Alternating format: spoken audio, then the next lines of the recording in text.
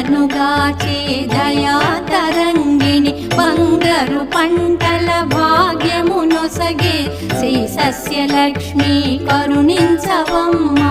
జయ జయ శ్రీ హరి హృదయ నివాసిని సురధర మునీంద్ర వందిత జనని పంకజవాసిని మంజుల భాషిని శ్రీ మహాలక్ష్మి నమోస్తుతే.